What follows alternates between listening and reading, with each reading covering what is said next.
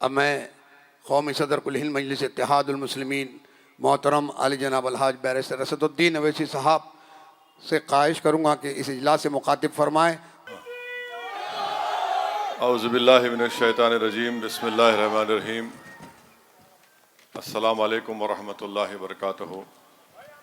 मजलिस इत्तेहादुल मुस्लिमीन के मोअज़्ज़िज़ सदर मोतमदीन व अराकीन मजलिस इत्तेहादुल मुस्लिमीन, शहनशीन बतशरीफ़ फरमा मजलिस इत्तेहादुल मुस्लिमीन के अराकीन असम्बली व साबिक़ा रुकन असम्बली और धुलिया से तशरीफ़ लाए मजलिस इत्तेहादुल मुस्लिमीन के सदर, मोअज़्ज़िज़ हाज़रीन इकराम, मैं आप तमाम को अपनी जानिब से और मजलिस इत्तेहादुल मुस्लिमीन की जानिब से और इस ईद मिलाद की इस तक़रीब को जो लोग इंटरनेट पर या टीवी पर देख रहे हैं, आप तमाम को ईद उल अज़हा की पुरखुलूस मुबारकबाद देता हूँ।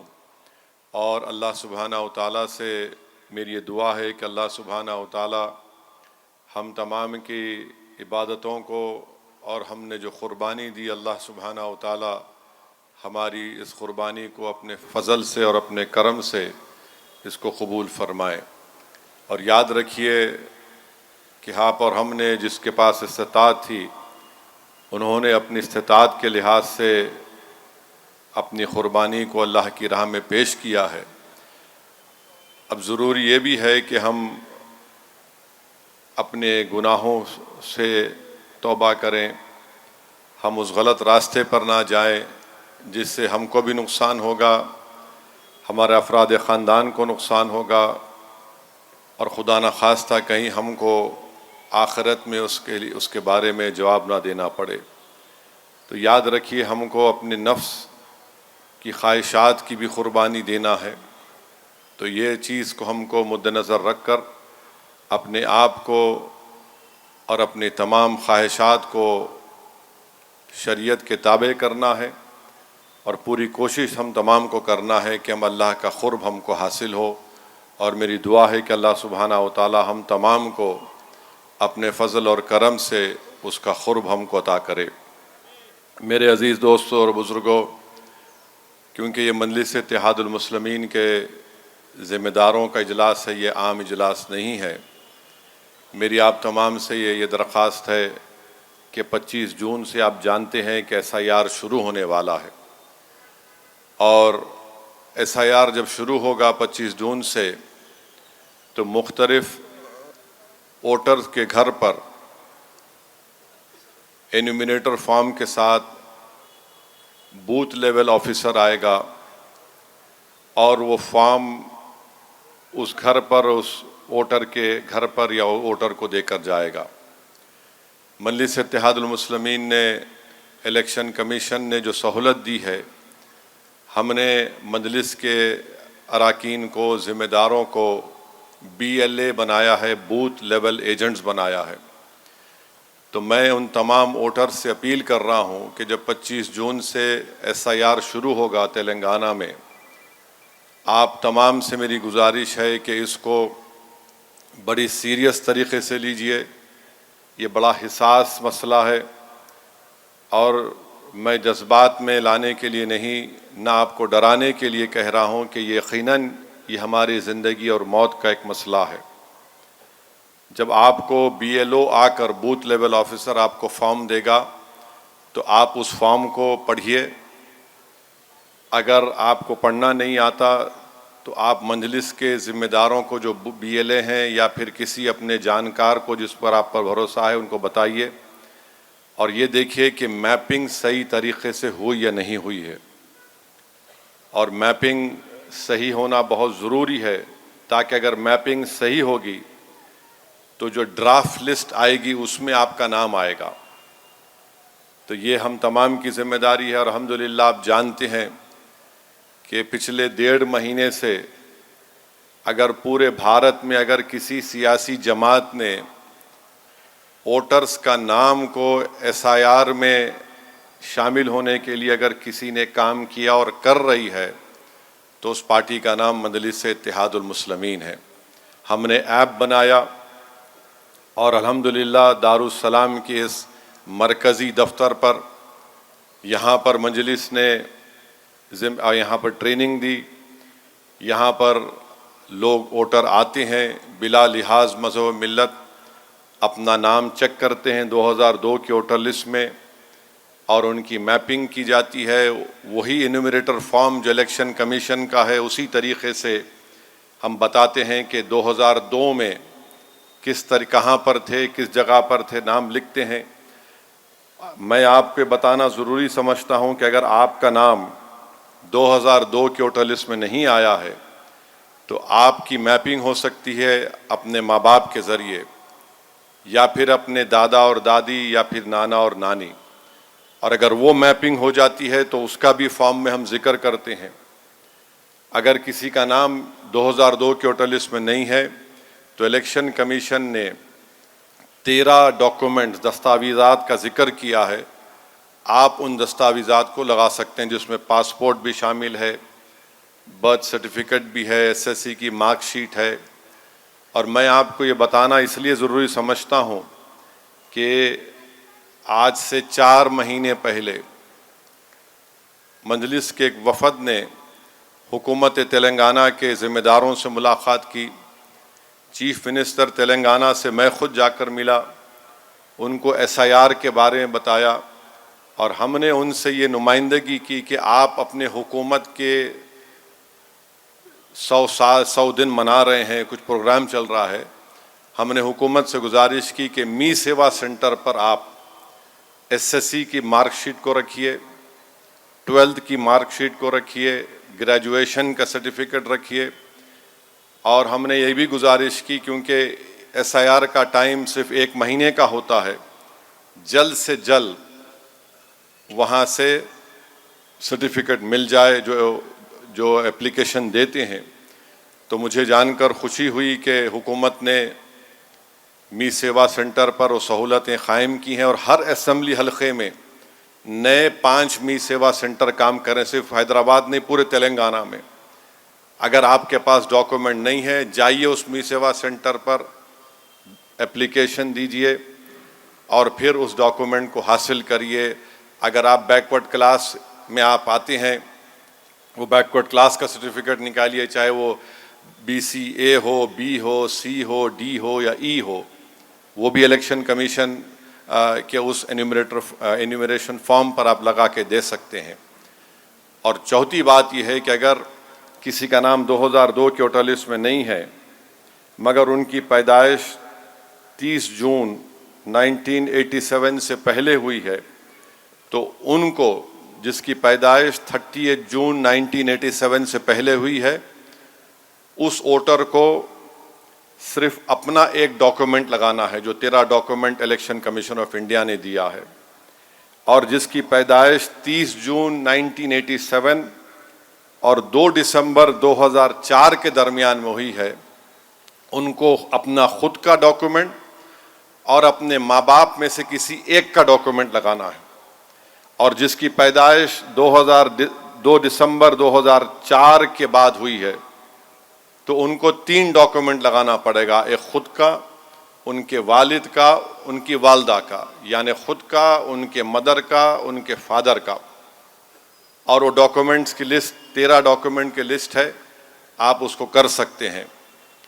मसला यहाँ पर यह हो रहा है कि अगर किसी का नाम मोहम्मद सुल्तान है तो मोहम्मद की स्पेलिंग सही अंग्रेजी स्पेलिंग MU है, अब MO कोई लिख दिया। अगर आप 2002 में जो लिखा हुआ है वही लिखना है आपको, समझे आप। और जब प्रिंटेड फॉर्म आता है आपके पास BLO की तरफ से, उसको भी चेक करिए। अब 2002 में MU है और आप लिख रहे MO, तो वो लॉजिकल डिस्क्रिपेंसी में आता, फिर आपका नाम शामिल नहीं हो सकता, उसको चेक करिए। और जब मैपिंग करके BLO आपको फॉर्म ला के देगा, मिसाल के तौर पर अगर कोई वोटर जिसका नाम राम स्वामी है, बाबा का नाम मोहम्मद शुक्र तो नहीं हो सकता, उसको चेक करिए। अगर किसी का नाम मोहम्मद शुक्र है, बेटे का नाम किशन तो नहीं हो सकता, उसको चेक करिए। और फिर अक्सर क्या होता है कि हमारे शादी होती है, बच्ची जो है महाराष्ट्र में थी, यहाँ पर आ गए। अब यहाँ पर आ गए तो ससुराल वाले बोले नहीं तुम्हारा नाम ये अच्छा है, ये रख लेंगे। वो घर में अच्छा है, वोटर लिस्ट में जो नाम है वो लिखना। अब मैं बात किया एक साहब से, बोले नहीं साहब हमारे बीवी को मैं ये नाम से पुकारता हूँ, मेरे को बहुत पसंद है, मैं वो नाम लिखाता हूँ। मिला तेरे को नाम लिखाने से है या तेरी बीवी से मोहब्बत है, तो जो 2002 में नाम था महाराष्ट्र में वही नाम लिखाओ, वरना वो मोहब्बत कम हो जाएंगी। तो ये भी है, बाज़ लोगों को है। तो ये एक समझाने के लिए आपको मिसाल दे रहा हूँ। इस तरह से हमको पूरी जुस्तजू के साथ, और ख़ास तौर से मजलिस के अराकीन के ऊपर बहुत बड़ी जिम्मेदारी है, अराकीन असम्बली के ऊपर, साबिक़ अराकीन बल्दिया पर, साबिक़ अराकीन असम्बली पर, कि वो अपनी पूरी तवानाई, अपना पूरा वक्त 25 जून से लगाकर चेक करें, लोगों की रहनुमाई करें, लोगों की मदद करें। और जैसा कि मैंने बताया कि मजलिस ने ही एक ऐप बनाया जिसमें 2002 की वोटर लिस्ट है, 2024 की वोटर लिस्ट, और हमने इंटरनेट के ज़रिए इलेक्शन कमीशन की वोटर लिस्ट जो उनके पोर्टल पर है, अगर कोई बाहर थे, कोई बाहर से आए हैदराबाद को, तो उनका हम चेक करके दे रहे हैं। बहरहाल कई लोगों को अल्हम्दुलिल्लाह उससे फ़ायदा हुआ है, और मैं शुक्रगुज़ार हूँ जमात के तमाम ज़िम्मेदारों का कि जिन्होंने मुख्तलिफ़ असम्बली हल्क़े-जात में अपना एक हेल्प डेस्क सेंटर बनाया, और उन्होंने वहाँ पर भी तमाम लोगों की रहनुमाई की, उनकी मदद कर रहे हैं। वैसे ही 25 जून से 25 जुलाई तेलंगाना, उसके बाद महाराष्ट्र, फिर दिल्ली भी शुरू होगा। तो महाराष्ट्र में भी हमने एक ऐप बनाया, मैं खुद वहाँ पर गया, वहाँ से औरंगाबाद से हमने बच्चों को बुलाया, उनकी ट्रेनिंग दी। मुंबई से बच्चे आए और हमारे मुख्तलिफ मुंबई के असम्बली हल्क़े-जात से ट्रेनिंग दी गई बच्चों को, वो वहाँ पर गए, वहाँ पर भी वो काम कर रहे हैं। मैं बता ये रहा हूँ कि जहाँ कहीं भी अब SIR होगा, ख़ास तौर से गरीबों के लिए ये बहुत बड़ी परेशानी का बाइस बन रहा है। ख़ास तौर से जो लोग देही इलाक़ों में रहते हैं, ख़ास तौर से गरीब जिसका डॉक्यूमेंट नहीं है। और सुप्रीम कोर्ट का जजमेंट भी आ गया है जिसमें उन्होंने कहा कि SIR हो सकता है। और याद रखिए उस सुप्रीम कोर्ट के जजमेंट को, हम सुप्रीम कोर्ट का जजमेंट क़ानून होता है, यकीनन वो क़ानून बन चुका, मगर हम सुप्रीम कोर्ट के इस फैसले से मुत्तफ़िक़ नहीं हैं, इसको सही नहीं मानते हम। सुप्रीम कोर्ट को पहले SIR की कॉन्स्टिट्यूशनैलिटी डिसाइड करना था, मगर बाद में हुआ। अब सुप्रीम कोर्ट ने अपने फैसले में कह दिया कि इलेक्शन कमीशन को इख्तियार नहीं है कि किसी की शहरियत या सिटीजनशिप डिसाइड करे, मगर इलेक्शन कमीशन जिस किसी का नाम का इंदराज नहीं होगा, उन नामों को वो कॉम्पिटेंट अथॉरिटी, यानी जो जिम्मेदार अथॉरिटी है, उनके हवाले कर देंगे। उसका मतलब क्या है कि वज़ारत दाखिला को नाम जाएगा, वो foreigners tribunal ministry of home affairs बनाएगी, और फिर उनको अपनी शहरियत साबित करना पड़ेगा। ये आसान चीज़ नहीं है, याद रखिए। इसीलिए बार बार हम लोग पुकार रहे थे। मैं बिहार में देख चुका हूं, और बिहार के बाद बंगाल में देख चुका हूं। इसीलिए मैं हैदराबाद आकर यहाँ पर टेक्निकल लोगों से मुलाकात किया। हमारे सैयद मुश्ताक साहब का उसमें बड़ा रोल रहा। हमने वो ऐप बनाया, मजलिस ज़मीन पर काम करती है। मजलिस कमरों में बैठकर 1 मिनट का वीडियो बनाकर गाली देने का काम नहीं करती। लोग देख रहे हैं कि मजलिस ज़मीन पर काम कर रही है। SIR का ये जजमेंट आया, इसीलिए मेरी आप तमाम से गुजारिश है कि इस पर एहतियात से हमको काम करना है। अब आप खुद देखिए कि पूरे मुल्क में सिर्फ 7% लोगों के पासपोर्ट है। 133 करोड़ का देश है, सिर्फ 7% लोगों के पास पासपोर्ट है। उत्तर प्रदेश की माओं के पास 70%, बंगाल की 70% माओं के पास बर्थ सर्टिफिकेट नहीं है। तो मेरी आपसे ये गुजारिश है कि इसको आसान मत लीजिए। और अगर आपको मैं हकीकत बता रहा हूं, मिसाल के तौर पर बंगाल में 95 लाख नोटिस गए लॉजिकल डिस्क्रिपेंसी के नाम पर, और फिर उसमें से 27 लाख लोगों के नाम कट गए। जो वोट डाले, जिनका नाम है, जिंदा हैं, 27 लाख लोगों के नाम कट गए। एक असेंबली हलका है शमशेरगंज, उसका नाम है, 2,35,000 वोटर है, जिसमें से 82% वोटर मुसलमान है, यानी 1,93,000 मुस्लिम वोटर है। अब उसमें से जो पूरे कुल वोटर जो एडजुडिकेशन लिस्ट में आ गए 1,07,000, 1,07,000 में 1,06,000 तो सिर्फ मुसलमान है, 1,06,000 सिर्फ मुसलमान है। तो बिहार में भी ऐसी हुआ है, बिहार में भी कई जगह पर जिन लोगों के नाम काट दिए गए, नाम नहीं आए, जो एक्सक्लूड हो गए, जो डिलीट हो गए, 3,60,000 माने 33% नाम मुसलमानों के।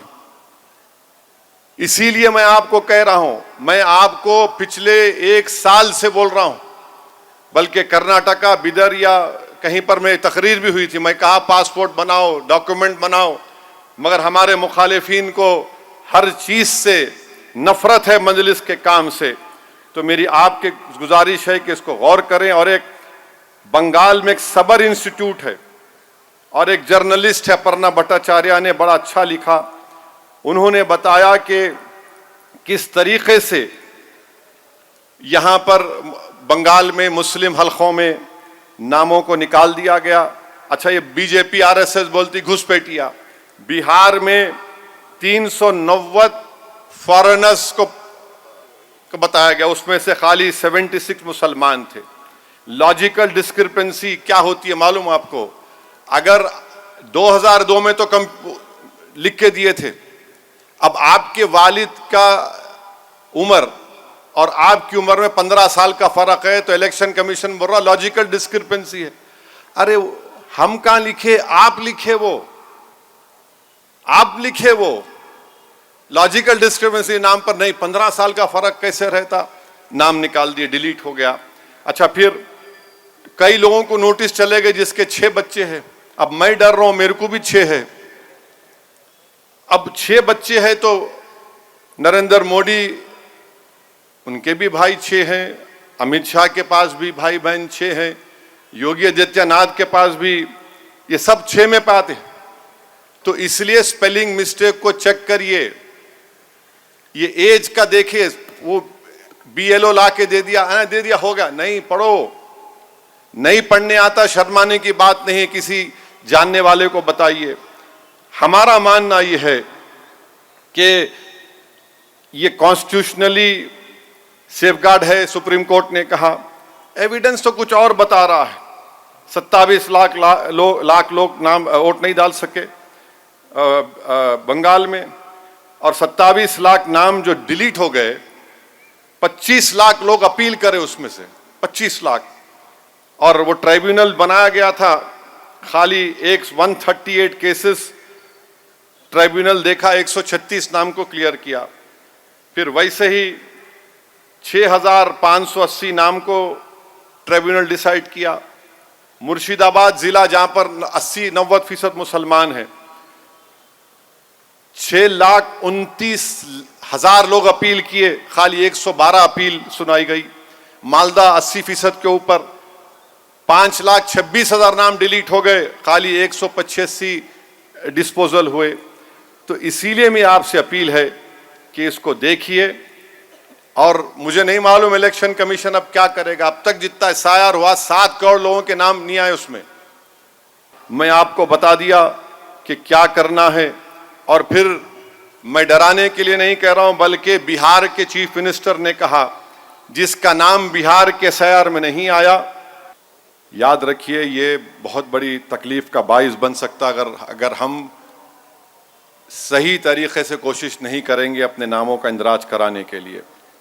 तो मेरी आप तमाम से अपील है कि आप लोग इस पर ख़ास तवज्जो देकर 25 जून से जो शुरू होगा SIR तेलंगाना में, इसमें आप लोग पूरी जिम्मेदारी के साथ करेंगे और फिर जुलाई में महाराष्ट्र में शुरू होगा। वहाँ पर भी हम उम्मीद करते हैं कि लोग इसको बड़ी सीरियसली लेंगे। याद रखिए, अगर आप BLO के दिए हुए फॉर्म को यकीन कर लिए और फिर आपका नाम ड्राफ्ट लिस्ट में नहीं आया तो फिर ये तकलीफ़ का बाइस बन सकता है। तो मेरी आप तमाम से गुजारिश है कि जहाँ कहीं भी SIR मुल्क में हो रहा है वहाँ के लोग अपना वोटर जो हैं अपने नाम को दलाएं, ये बहुत ज़रूरी है। अब तीसरी बात यह है कि जैसा अभी बताया गया कि हमारे मुल्क में बकरीद आई, रमज़ान आया, बस शुरू हो गए अज़ां पे तकलीफ़, नमाज पे तकलीफ़। आखिर क्या हो गया तुम लोगों को? अंग्रेज़ों से जब लड़ रहे थे तो यही मस्जिदों में ठहर कर उलमाए कराम ने जिहाद का फतवा दिया था अंग्रेज़ों के ख़िलाफ़। अल्लामा फजल हक खैराबादी रहमतुल्लाह अलैह, अल्लामा काफ़ी रहमतुल्लाह अलैह, ऐसे सौों हज़ारों उलमाओं ने अपनी जानों को कुर्बान कर दिया। आज तुम हमको बोल रहे हैं अज़ां पे ये मसला, नमाज पे मसला। अच्छा, वो जो यात्रा चलती उत्तराखंड से दिल्ली तक पूरी रोड ब्लॉक हो जाती, उस पर कोई तकलीफ नहीं है आपको? बीच में पंडाल डाल देते, उस पर कोई तकलीफ नहीं है आपको? ये बात सच है। नमाज होती रोड पे कितनी देर होती भाई मेरे? रोज का तो नहीं है ना, जुम्मे का होता या फिर ईद की होती, फिर चले आते मिलके। ये भारत में तो हर मजहब का त्योहार तो रोड पे भी होता है ना, उसको नहीं देखते। बदनाम करो मुसलमानों को, नहीं नमाज। अरे भाई याद रखो, तुम कुछ भी कर लो, हम नमाज नहीं छोड़ेंगे इंशाअल्लाह ताला। बल्कि कई नौजवानों से, 16-17 साल के बच्चों से मैं मिला जो मेरे को आके बोले, असद साहब हम नमाज नहीं पढ़ते थे, माने कभी पढ़ते कभी नहीं पढ़ते थे, मगर ये जो रोज टीवी पे देख रहे ना, अब हम नमाज पढ़ेंगे इंशाअल्लाह जाके मस्जिदों में अपनी। अरे तुम नमाज तुम्हारी तकलीफ, अज़ां तुम्हारे लिए तकलीफ। एक तमाशा बना के रख दी है पूरा मुल्क में। किसी हमारे हिंदू भाइयों का त्योहार आता, नहीं अंडे नहीं बेचना, गोश्त नहीं बेचना, चिकन नहीं बेचना। क्या क्या है? कौन सा कानून है ये? क्या करेंगे आप? हर चीज को अगर आप एतराज करेंगे, अच्छा फिर मस्जिद के सामने आके कई मुल्क में डीजे लगाते, उसमें गाली रहती मुसलमानों को, मुल्लाफ ये फुला वो गाने चलते, उस पर किसी को एतराज नहीं है। इस किसी को एतराज नहीं है। आपको सिर्फ नफरत है तो बस मुसलमानों से है, और आपकी नफरत ये साफ जाहिर कर रही है कि आप इस मजहब के मानने वालों को दबाना चाहते हैं, मार्जिनलाइज करना चाहते हैं, उनको सेकंड डिग्री का सिटीजन बनाना चाहते हैं। याद रखो, भारत में बाइज्जत तरीके से अल्हम्दुलिल्लाह 18-19 करोड़ मुसलमान रहते हैं और इंशाअल्लाह ताला रहते रहेंगे। तुर्कमान गेट पर खत्लो गारत गिरी हुई थी तो हमारे हौसले पस नहीं हुए। मलियाना हाशिमपुरा हुआ, मारकर हमारी लाशों को नदी के किनारे फेंक दिया गया तो हम नहीं खत्म हुए। निल्ली का मैसेकर आसाम में हुआ, करीब 10,000 लोग मारे गए, हम मरे नहीं, हम जिंदा रहे। ये चीजें मत करो आप। और ये क्यों की जा रही है बता रहा हूं आपको मैं। 22 लाख बच्चे नीट का एग्जाम लिखे, पेपर लीक हो गया, कैंसल हो गया, तो बजाय उन बच्चों की तकलीफ को दिखाने के, ये जो टीवी पर 6 बजे 9 बजे और 10 बजे जो बैठते हैं, इनको लगा कि नहीं हुकूमत मोदी की है, मोदी को नहीं दिखाना। उन 22 लाख बच्चे जिनके माँ बाप कम से कम 2-2 लाख रुपए खाली कोचिंग सेंटर पर कर्जे लेकर अपने बच्चों को पढ़ाते हैं, उनकी तकलीफ को नहीं दिखाना। ये दिखा दो, मुसलमान को दिखा दो, देखो रोड पे आ गया, देखो अजान तक तकलीफ हो रही है, देखो गोश्त खाने से तकलीफ हो रही है। अरे तुम इस देश से मोहब्बत करते हैं, नफरत करते, बताओ हमको। कोई जाने वाला नहीं है, अब दूसरी हिजरत नहीं होंगी इंशाअल्लाह ताला। आप खत्म करना चाह रहे तो आपके इख्तियार में है, आप अगर जालिम बनना चाह रहे तो जालिम बनो, मगर हम जाने वाले नहीं है यहां से। अब ये मुल्क हमारा है और हमारा रहेगा इंशाअल्लाह ताला। हम जमहूरी तरीके से अपनी लड़ाई लड़ते आए और लड़ते रहेंगे इंशाअल्लाह ताला। तुम कैसे मेरी मजहबी आजादी छीन सकते? कैसे छीन सकते आप? खाली अज़ान की आवाज से तकलीफ, लफ्ज मुसलमान से तकलीफ, कितनी नफरत करोगे? दिखाओ ना ये बच्चों को। 22 लाख बच्चे, सीबीएसई का एग्जाम लिखा एक बच्चा, वो अपने री इवैल्यूएशन को डाला, पेपर देख के वो परेशान हो गया, बोला नहीं मेरी हैंड राइटिंग नहीं है ये, मेरे को मार्क्स कम कैसा मिले। उसके टीचरों को दिखाया, दूसरे पेपर निकाला उसके, दूसरे सब उसमें हैंड राइटिंग सही है, इसमें अलग आ गई। तो एक दूरदर्शन के एक एंकर हैं जो हमारे टैक्स पर तनख्वाह मिलती है, उन्होंने अपने वालिद जनाब मोदी को खुश करने के लिए बोल दिए इन्हें पाकिस्तानी है। अरे वो बच्चा बोल रहा तुम्हारे पेट में औलाद नहीं है, तुम्हारे बेटे से अगर होता है बेटी से होता, वो जो लिखे पेपर गलत पेपर पे मार्क्स करके उसके खाते में डाल दिए। बाद में एंकर साहब अपोलोजाइज किए, माजरत भी किए, मगर क्यों? जो हुकूमत से सवाल करेगा उन्हें पाकिस्तानी है क्या? क्या मोदी खुदा बन चुके हैं? अब इस देश में संविधान तो खुदा को भी तनकीद कर सकते हैं आप, मगर मोदी पे तनकीद नहीं करना। देखो क्या हो रहा है, पेट्रोल की कीमतें बढ़ रही हैं, बढ़ते जा रही, गैस की कीमत बढ़ते जा रही, उस पर बात नहीं करना। मुसलमान को दिखाओ, अज़ान के नाम पे बोल दो, सुवर लेके चले जाओ, क्यों कर रही है? याद रखो इख्तिदार हर एक के पास नहीं रहता, परमानेंट नहीं रहता। 300 साल 200 250 साल निजाम की हुकूमत थी, आज किंग कोठी के पर्दा गेट के सामने जाकर ठहर के देखो, खाली पर्दा है, गेट नहीं है, उसमें इमारत है मगर कोई रहने वाला नहीं है, वीरान है वो। इस मुल्क में बड़े बड़े महल वीरान नजर आते, तो जो आज हुकूमत में है समझ रहे ओ हमको कुछ नहीं होगा, ये वीरान महल तुमको पुकार पुकार कर कह रहे इसमें भी बड़े बड़े राजा रहते थे, मगर आज कोई पूछने वाला नहीं है वहां पर। जुल्म मत करो, हम बीजेपी हुकूमत से कह रहे हैं जुल्म मत करिए, ये ठीक नहीं है आप जो कर रहे हैं। पेट्रोल की कीमत बढ़ गई, नहीं वो स्ट्रेट ऑफ होर्मुज बंद हो गया। अच्छा, जो 2022 से जो रशिया से हम तेल खरीद रहे, बिलियंस ऑफ डॉलर्स का फायदा हुआ इंडिया के कंपनीज को, वो कई क्यों नहीं दिया भारत के लोगों को? बिलियंस ऑफ डॉलर्स का उनको रशिया से ऑयल खरीद रहे थे, वो नहीं। मगर आज आप नाम लेते हैं, याद रखो आर्टिकल 25, अगर रोड पे नमाज पढ़ना गलत है तो फिर हर मजहब का त्योहार रोड पे आना गलत है। अगर किसी के त्योहार में आप बोलते हैं कि गोश्त की दुकान बंद होना, तो रमजान के 30 दिन शराब की दुकान बंद करो ना, बंद करो शराब की दुकान 30 दिन तक।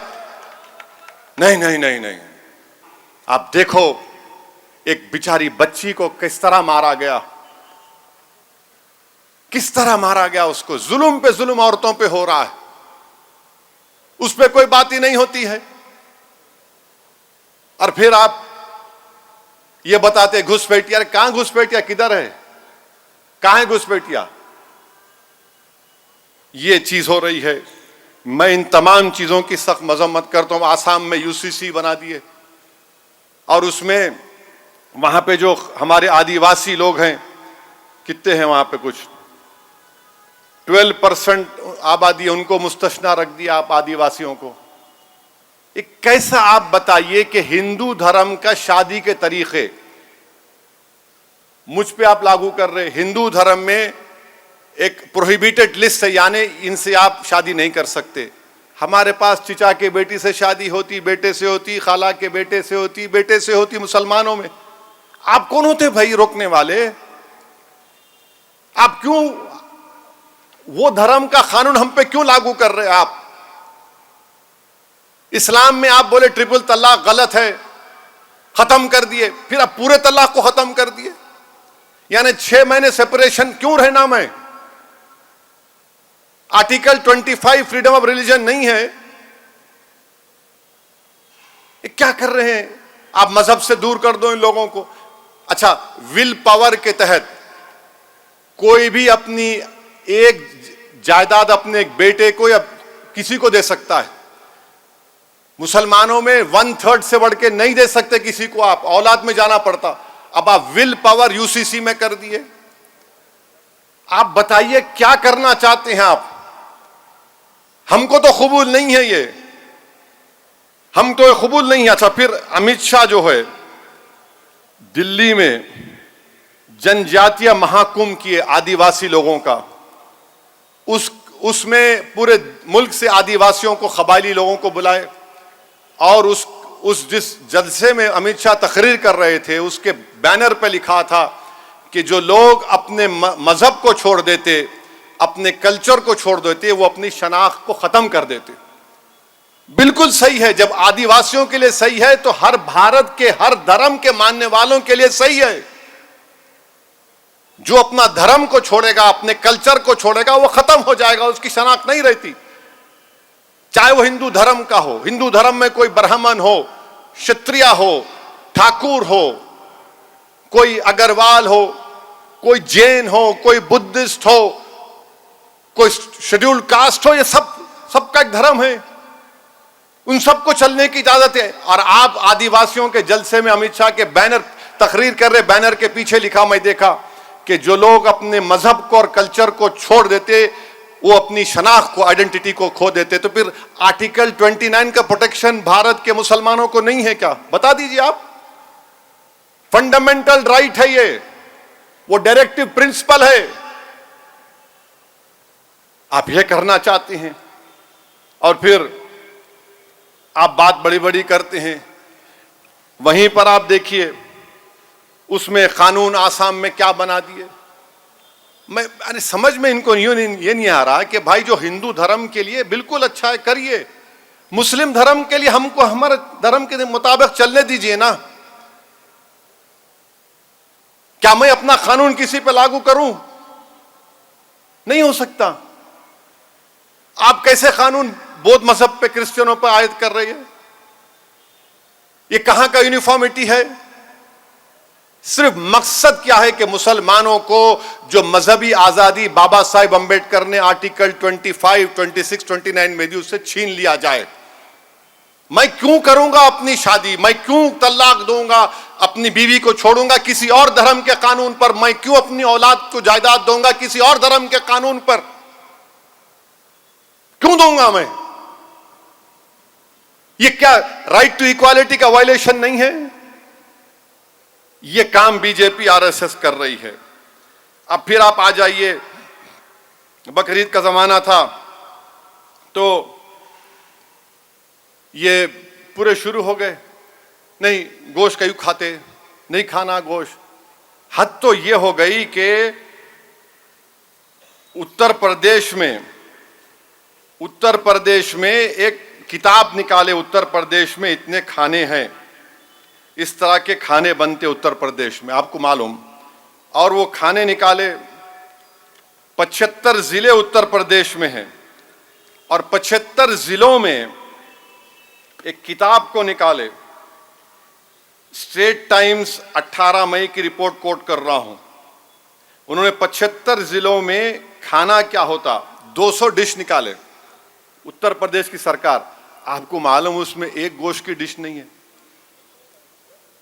75 जिले में, जबकि खुद हुकूमत का सर्वे यह बोलता है कि 53% लोग उत्तर प्रदेश में गोश्त खाते। 75 जिलों की खाने की, ये जिले में ये खाना रहता ना। अब जैसा बारकस चले गए आप, मिट्टी हरीस मिलती सुबह सुबह, वहां पे कहीं नहीं मिलती, लोग खाते जाके, मैं भी खाया। अब मैं बारकस में बोलूंगा बारकस में अच्छा मिलता मगर नहीं वहां पे खाली अंजीर मिलता, वो बोल दूंगा तो लोग बोलेंगे पागल है, खाने की बात आई तो मिट्टी हरीस की बात करो, मंदी की बात करो, नहीं उड़ा दिए। अच्छा, यूनेस्को एक तारीफ किया भारत की, लखनऊ की। उसने कहा कि this is the cities of gastronomy list, माने खाने का शहर है। आपको मालूम जो मिनिस्टर ऑफ कल्चर है जनाब गजेंद्र सिंह शेखावत साहब, वो इस यूनेस्को की बात को तारीफ किए, मगर पोस्टर में गोश्त नहीं था, तरकारी थी खाली। अरे तुम क्यों वेजिटेरियन बनाना चाह रहे हमारे को, ये कर दिए। अच्छा, फिर आप देखते हैं कि बच्चे जो है रमजान में गंगा में कश्ती में रोजा खोले। आपको मालूम 1.5-2 महीने के बाद उनकी बेल हुई, और मुझे बड़ा ताज्जुब हुआ कि ऑनरेबल इलाहाबाद हाई कोर्ट के जजेस ने जो जजमेंट दिया, उन्होंने कहा, अंग्रेजी में पढ़ रहा हूं, members of the Muslim community having a roza iftar party and during the said iftar party while partaking of food, non-vegetarian food is said to have been consumed by members of Muslim community who are then alleged to have thrown the remains into river Ganges. Yes, सुनिए आप, this fact in the dispassionate opinion of the court could rightly be said to hurt religious sentiments of the Hindu community. अरे वो बच्चे रोजा खोल लिए, तो honourable जज साहब ये बोल रहे कि उन्होंने खाकर वो हड्डियों को फेंका तो उससे हिंदू धर्म के मानने वालों को तकलीफ हो गई। कहां फेंके वो, किधर फेंके? और फिर आप ये क्यों बोल रहे? गंगा का पानी जो है ना, पूरे गंगा का पानी निकल के कौन सी रियासत में जाता पानी बताता हूं आप। दिल्ली को आता गंगा का पानी, कहां कहां मुख्तलिफ रियासतों को गंगा का पानी जाता है, और बच्चों के ऊपर सेक्शन लगाया गया एक्सटॉर्शन का भी, 3085 BNS और 67 IT एक्ट। अरे आप क्या करना चाह रही है? अच्छा, हद हो गई।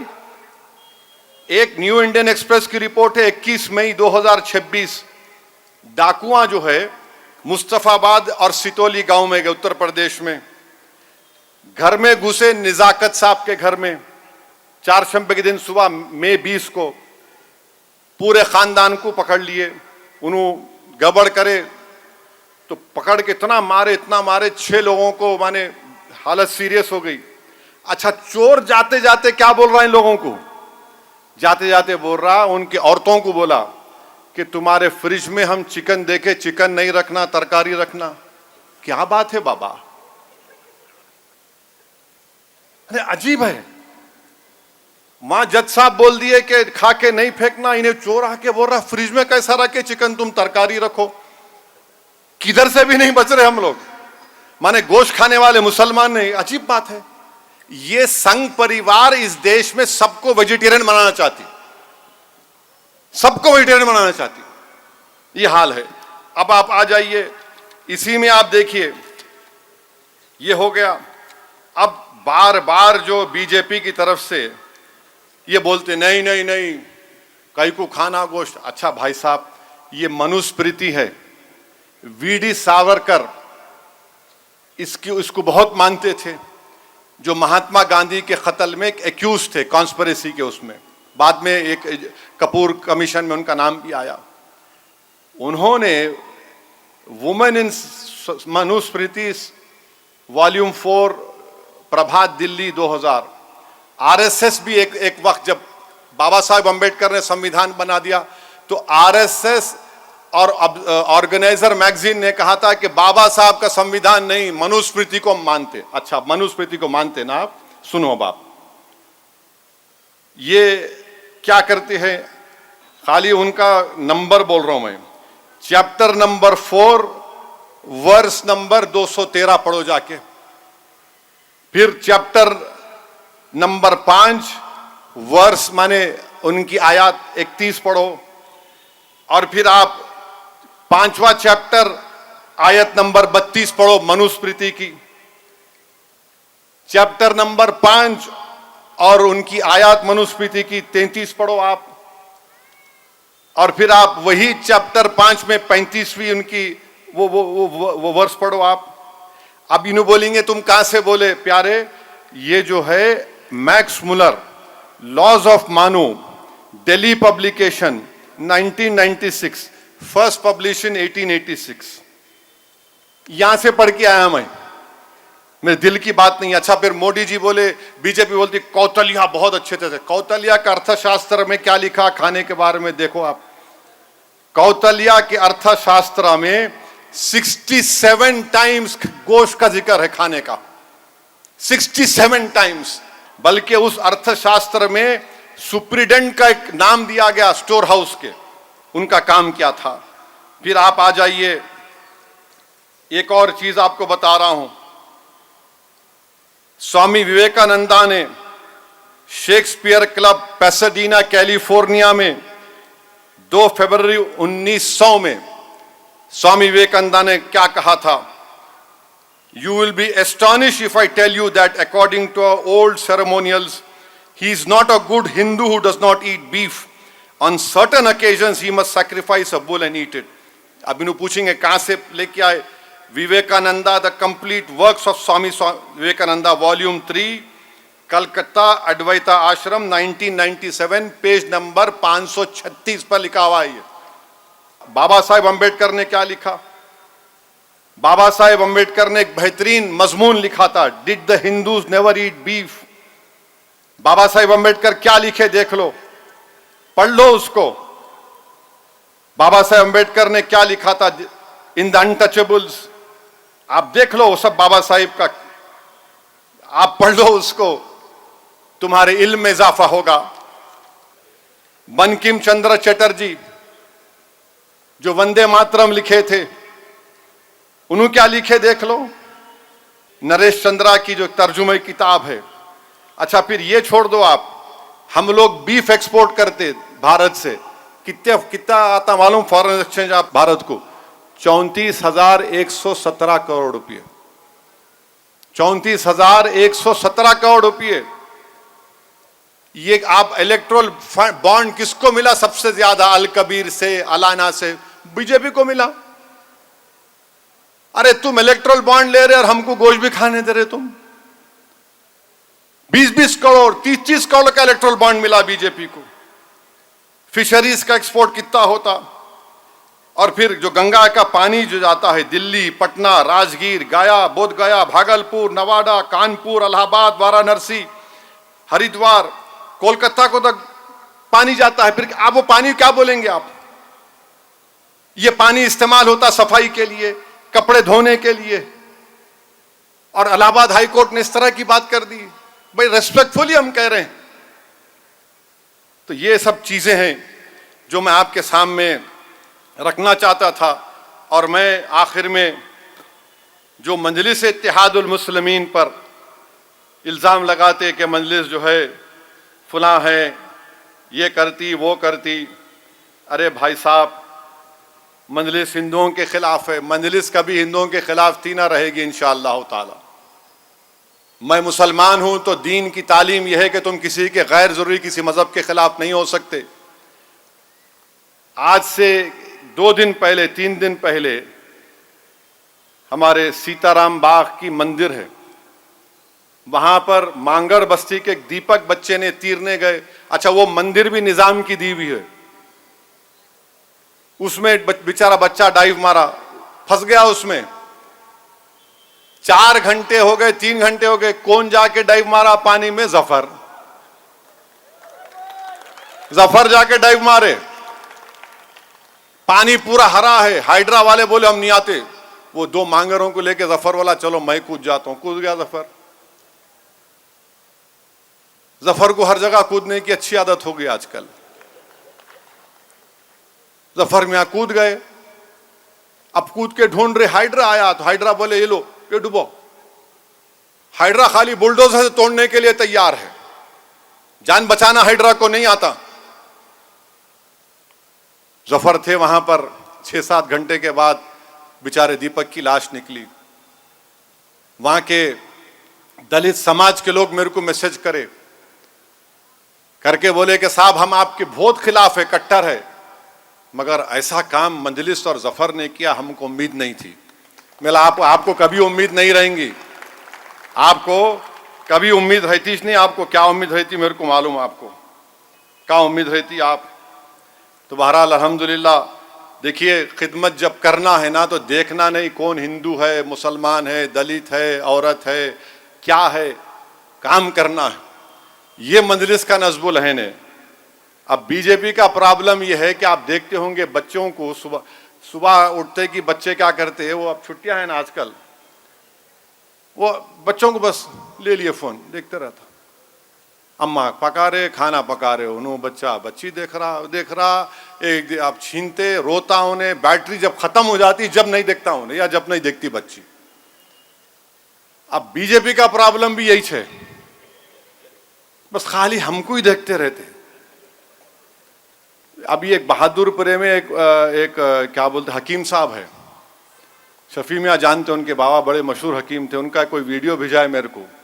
तो उन्होंने इसी पे बात करते करते उन्होंने बोले मैं अपनी बचपने में गाना सुनता था, वो गाना इसी हो गया पे लोग बच्चे जो है इसको देख रहे। अब बीजेपी भी क्या है, सिर्फ सुबह से लेके रात के 2 बजे तक मुसलमान क्या कर रहे, कब उठे, कब खा रहे, कब मस्जिद को गए, कब अजान दिए, क्या कपड़े पहन के गए, उनके घर में क्या पकड़ा, उनका बच्चा क्या कर रहा, हाँ उन्हें कहां पे जा रहा, उन्हें वहां से कपड़े कैसे पहन के आया उन्हें।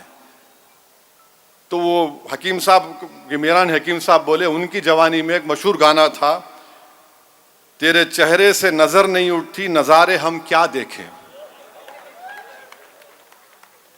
तो बीजेपी का मामला वही है, उनको खाली हम ही दिख रहे, तेरे चेहरे से नजर नहीं उठती नजारे हम क्या देखें। खाली हम मुसलमानों पर तवज्जो, बस घुसपैठिया हम, ज्यादा बच्चे हम पैदा करते, नमाज से तकलीफ, अजान से तकलीफ, खाने से तकलीफ, बुरखे से तकलीफ, हिजाब से तकलीफ। अब क्या बोलते सॉफ्टवेयर में काम कर रहे, नहीं वहां जाके मजहब तब्दील कर रहे। अरे एफआईआर में कुछ भी नहीं है, नहीं मजहब तब्दील, अरे हर चीज कैसा भी उनको परेशान करना। तुम कितना भी कर लो इंशाअल्लाह ताला खुदरत और हक तुमको शिकस्त देगा इंशाअल्लाह ताला, और हम पीछे हटने वाले नहीं हैं। मैं शुक्रिया अदा करता हूं जफर साहब, और उनसे भी कहूंगा कि ठीक है आप कूद गए मगर एहतियाती तदाबीर को इस्तेमाल करिए, और जो भी हो सके, क्योंकि वो पानी हरा था, मैं भी देखा वीडियो। बहरहाल ये चंद गुजारिशात मुझे आप तक पहुंचाना था, और मैं उम्मीद करता हूं कि हम लोग जो आने वाला SIR है उसमें हम लोग पूरी मेहनत करेंगे, जुस्तजू करेंगे, और जो जेन्यून वोटर है उन वोटर्स का नाम इंदराज करवाएंगे हम लोग इंशाअल्लाह ताला। आप तमाम से मैं एक वादा चाह रहा हूं जमात के जिम्मेदारों से कि हम तमाम कोशिश करेंगे इंशाअल्लाह। 25 जून से हमको जंगी पैमाने पर जमीन पर रहना है, और हर आदमी को चाहे किसी मजहब का हो, हिंदू हो, मुसलमान हो, दलित हो, ट्राइबल हो, कोई हो, हर एक का नाम का इंदराज करना है। कोई पार्टी मजलिस की तरह काम नहीं कर रही, ना कर सकती। दूसरे है चंद लोग हैं खाली बस वीडियो बनाते, प्यारे तुम्हारा हाल तो जो बकरे बिकते उससे बदतर है तुम लोगों का। तुम कुछ कर सकते ना कर सकते, खाली बस देते रहो गाली। हाँ, जब बात गाली की आई तो मैं अपनी बात को इस पर ख़त्म करता हूँ कि बशीर बदर साहब का इंतकाल हुआ, मायनाज शायर का, अल्लाह सुब्हाना व तआला उनकी मग़फ़िरत करे। और बशीर बदर साहब के शेर पर अपनी बात को ख़त्म करता हूँ, मुखालिफत से मेरी शख्सियत संवरती है, मुखालिफत से मेरी शख्सियत संवरती है, मैं दुश्मनों का बड़ा एहतराम करता हूँ। सलाम अलैकुम।